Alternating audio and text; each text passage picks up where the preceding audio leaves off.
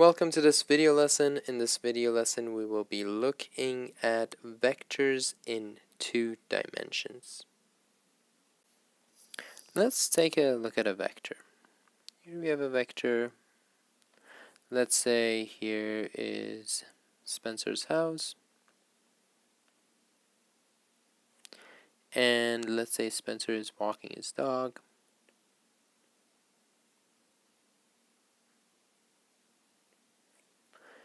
And let's say this is the house is kind of the origin point, and let's say this is approximately 5 meters.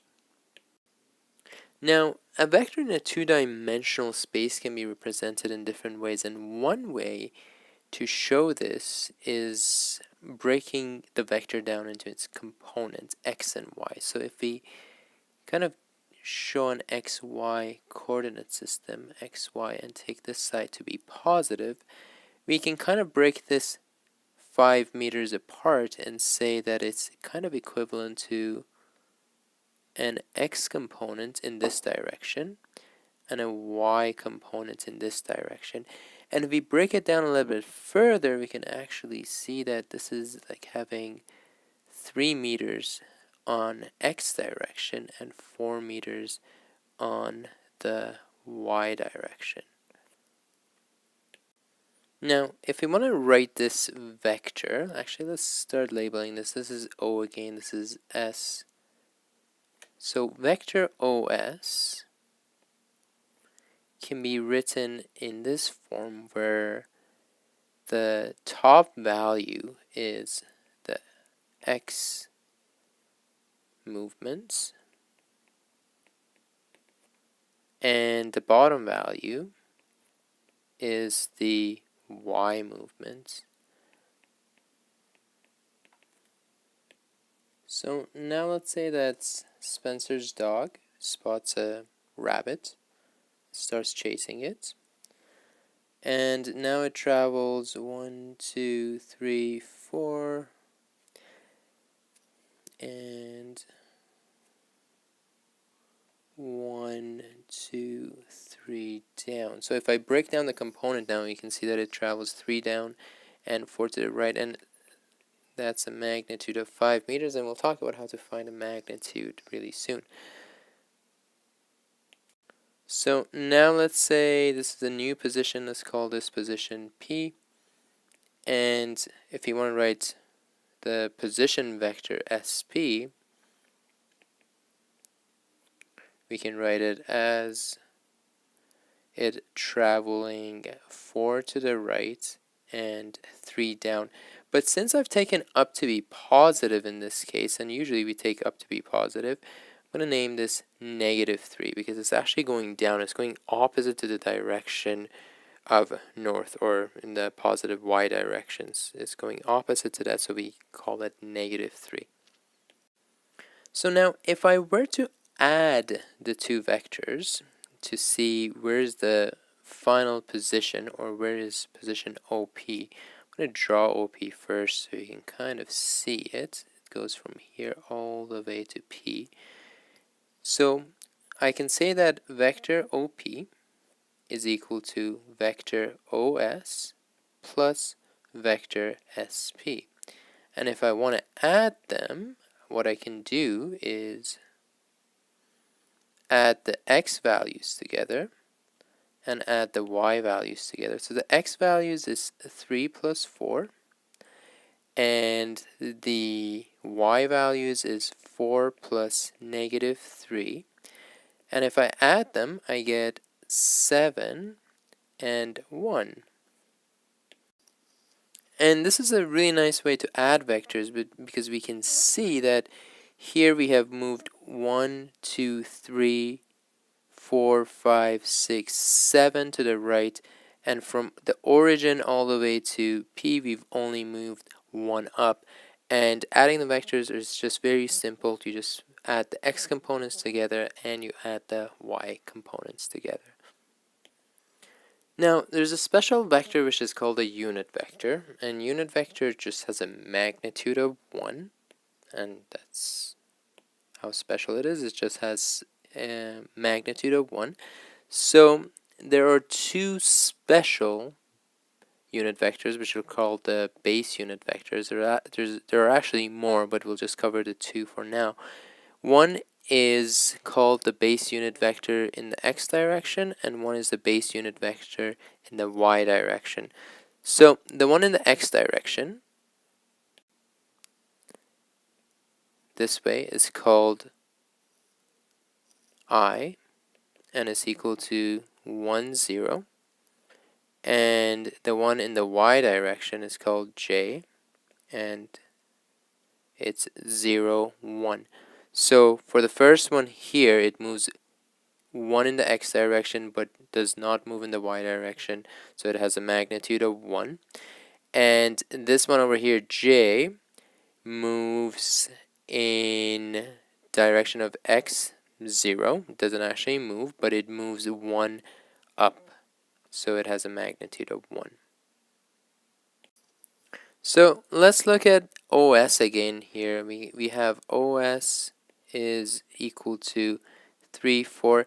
I can rewrite this, and I can say that this is equivalent to going right by 3, or in the x direction by 3, so 3, 1, 0, plus going up, not going right, not going the x direction, but going up by 4. So I can rewrite it like this, and since I know that vector 1, 0 is I can write it like this, and I know that 0, 1 I can write as j. Now we know that I and j are both vectors, so we can put a arrow sign on top of them to indicate that they're vectors. Sometimes you do see them written as I with a hat and a j with a hat, indicating that these are unit vectors. So another way to add OS and SB would be, I'm just going to write it here. We know that OS is 3i plus 4j, and we know that SB is 4i minus or plus minus 3j.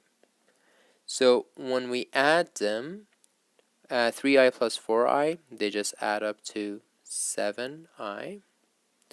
And 4j minus 3j will add up to a value of 1j, or just j. And you can notice that the answer that we get from both way of doing it is exactly the same as it should be. So the resultant vector should exactly be the same. Now, if we want to subtract vectors, let's say we want to subtract OS and SP, we would write it like the following. We would write it as OS plus minus SP. So now we know that OS is 3, 4. And we can write it as plus minus the usually is 4, so a negative value of 4 is negative 4, and SP is negative 3. The y component is negative 3, so a negative value of that is positive 3. So now if I add them, 3 plus negative 4 gives me negative 1, and 4 plus 3 gives me 7. Now we can also subtract using unit vector forms, so I can do OS minus SP is equal to, I know that OS is 3i plus 4j, and I'm going to subtract vector SP, which is 4i minus 3j. And you can pretty much use distribution here. So I can do 3i plus 4j. Negative times positive 4i will become negative 4i, and negative times negative 3j will become positive 3j. So I get negative 4i plus 3j, and 3i minus 4i is negative 3i, negative I,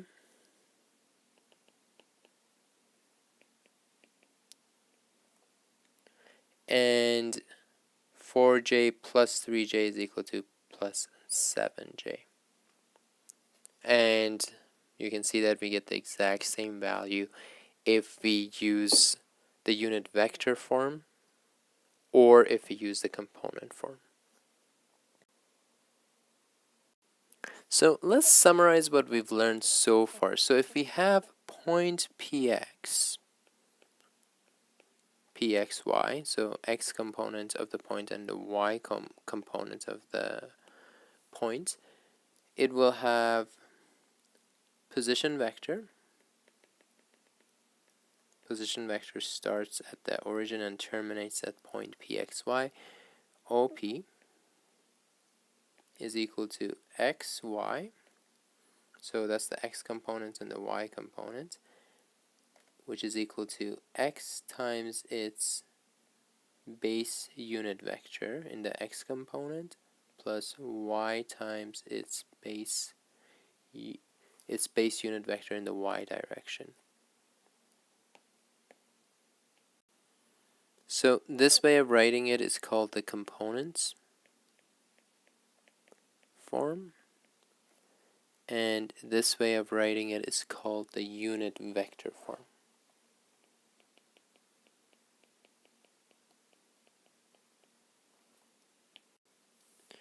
Once again, I is the base unit vector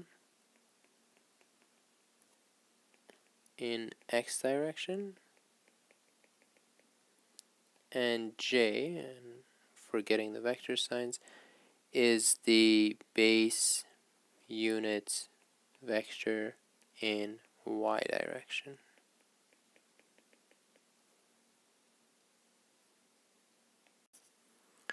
We've also learned that if vector A is equal to a1, a2, and if vector B is equal to b1, b2, then A plus B will equal to a1 plus b1 and a2 plus b2.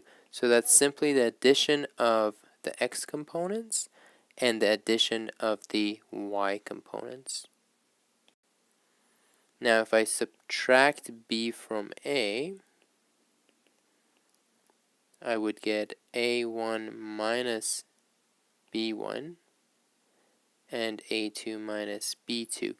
So that means that I'm subtracting the x component of b from a, and I'm subtracting the y component of b from the y component of vector a. We've also looked at one other concept. So let's say if I were to add a plus a plus a, I would get 3a's. So if I were to write this in component form, I would get a plus a plus a, 1, 1, 1, and a2 plus a2 plus a2, as the y component is equal to 3 a1 a2, which is same as writing 3a1 3a2. So based on this, we can write that if k is a scalar value, then ka will equal to KA1 and KA2.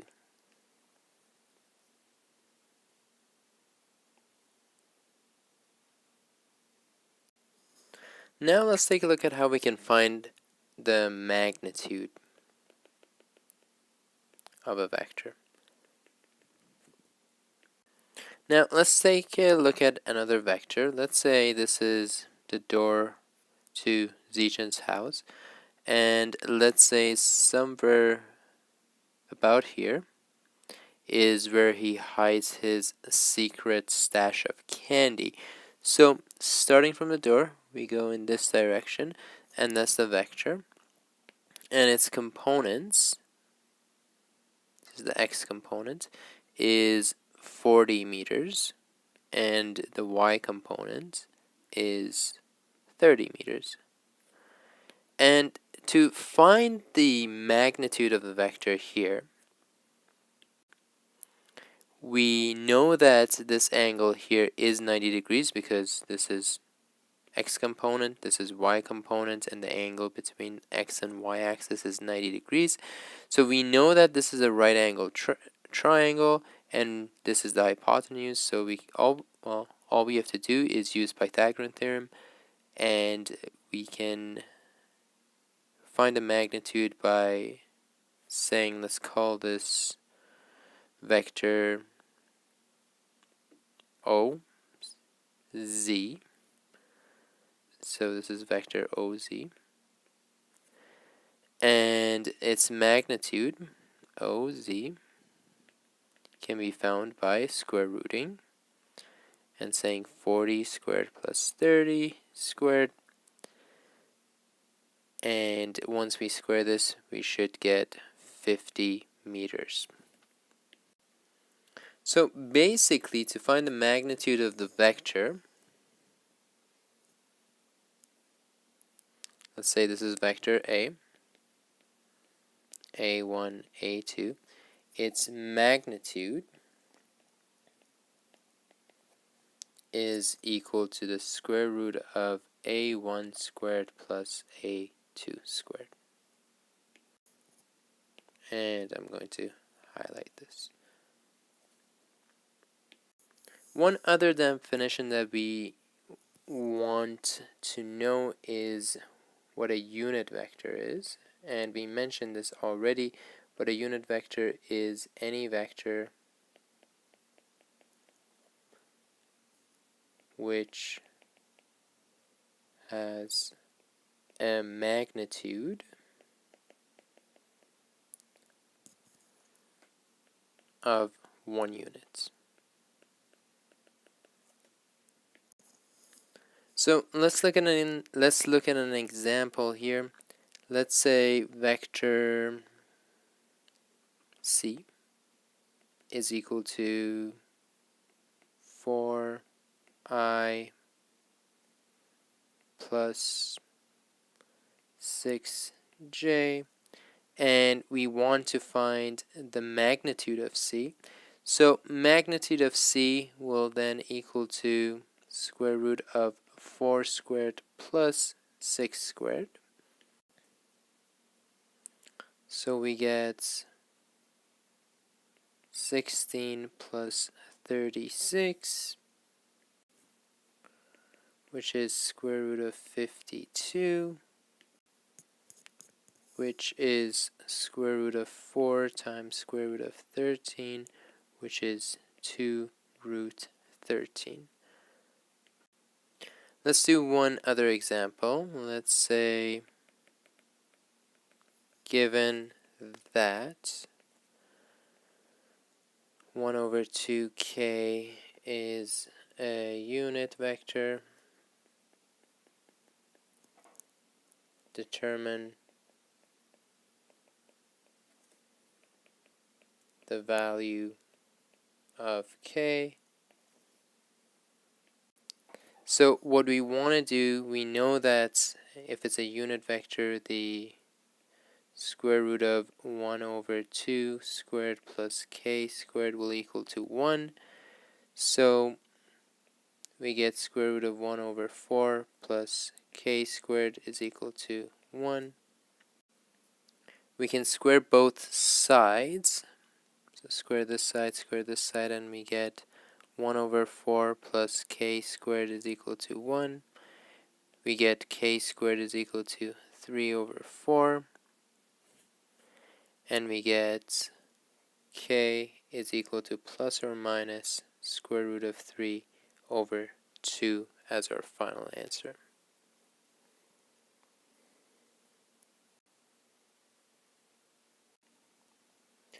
Alright, now let's look at vectors between 2 points.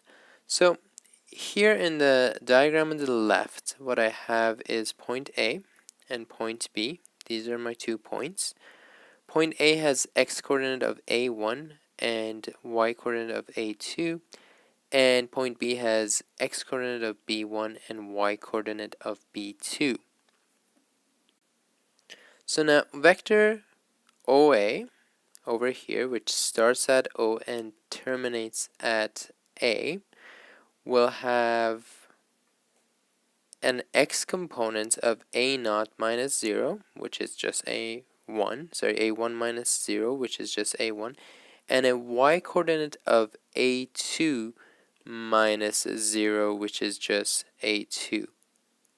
And vector OB starts here, terminates at B, will have x component of b1 minus 0, which is just b, and a y component, which is from here to here, of b2 minus 0, which is just b2. And I can just say that vector OA is vector A right here, and vector OB is B, which is right here. Now, I want to know what vector AB is. So that's what I'm trying to look for.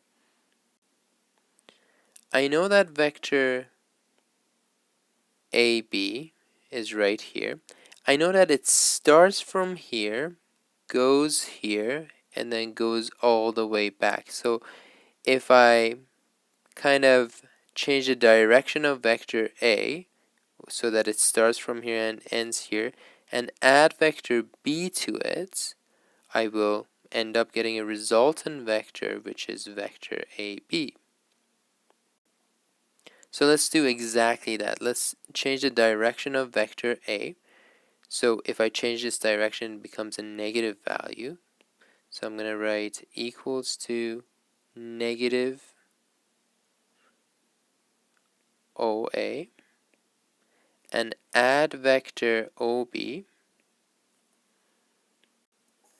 And if I write this in component form, I will get negative OA, which is negative A1, plus OB, which is B1, and I will get negative A2 and positive B2 for the y component. And if I just rewrite it, it becomes B1 minus A1 and B2 minus A2. So in general, I can say that, write it right here, vector AB is equal to vector OB minus OA, which is also equal to B1 minus A1 and B2 minus A2. But since I already know that OB can also be kind of written as B and OA can be written as A, I can also write this as equals to vector B minus vector A,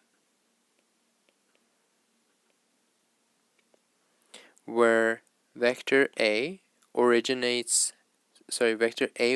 from the origin points and terminates at point A, and vector B originates at the origin and terminates at point B. And let's kind of box this. This is pretty important. Now, another way of looking at the exact same thing is looking at this vector over here, AB, which is the exact same, well, it's very similar to this. It has point A, which has an x component of A1, y component of A2, point B, which has x component of B1, and y component of B2. If we want to write the x and y components of this vector, we can see that this distance over here can be calculated by b1 minus a1, because this is the x components, this is the x components, and if I subtract them, I get this distance over here. And similarly, the y component can be calculated by b2 minus b1.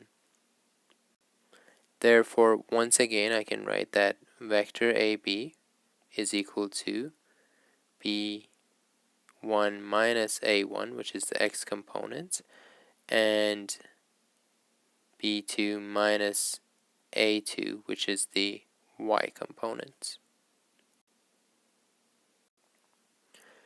Okay, let's now look at two examples. The first example says given points A 4, 7 and B 2, negative 3. Find position vector of A from B. When it says A from B, that means A with respect to B. So we're trying to actually look for vector BA.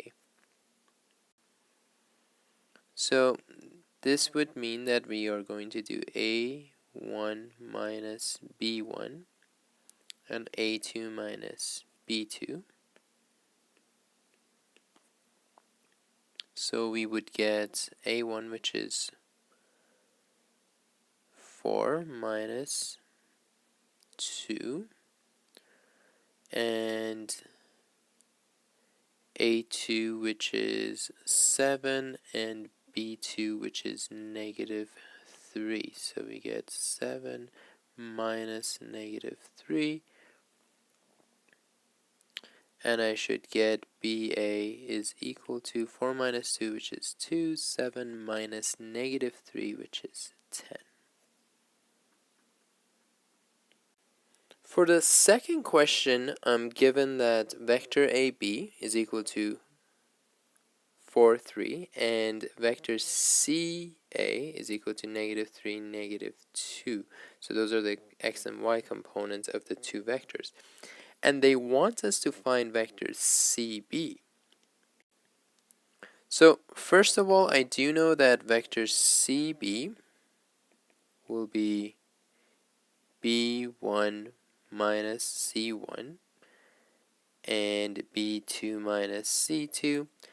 I know that vector AB will be B1 minus A1 and B2 minus A2, and forgot an equal sign, and this is equal to 4, 3. And I know that vector CA is equal to A1 minus C1 and A2 minus C2, which is equal to negative 3, negative 2. So equating this, and this can be used to find B1 minus C1 and B2 minus C2. So let's write it out. So we know that B1 minus A1 is equal to 4, and we also know that B2 minus A2 is equal to 3. We know that A1 minus C1 is equal to negative 3, and we know that A2 minus C2 is equal to negative 2. Let's rearrange these a little bit. So this one I can write as C1 is equal to A1 plus 3. And this one I can write as C2 is equal to A2 plus 2. I can write this one as B1 is equal to A1 plus 4. and I can write this one as a2 is equal to b2 minus 3. Actually, I don't want to rearrange for a2. I just want to rearrange it for b so I can plug it back into this equation over here. So let's do b2 is equal to a2 plus 3. Now I'm going to plug everything back into the original equation here. So CB is equal to, I know that B1 is A1 plus 4, and I want to subtract C1, which is A1 plus 3. And I know that B2 is equal to A2 plus 3, and I'm going to subtract C2, which is A2 plus 2. Once I do this, the a's here cancel. I get 4 minus 3, which is equal to 1. And on this side I have a2 minus a2, which cancel out. And then I have 3 minus 2, which is 1. And that is my final solution here.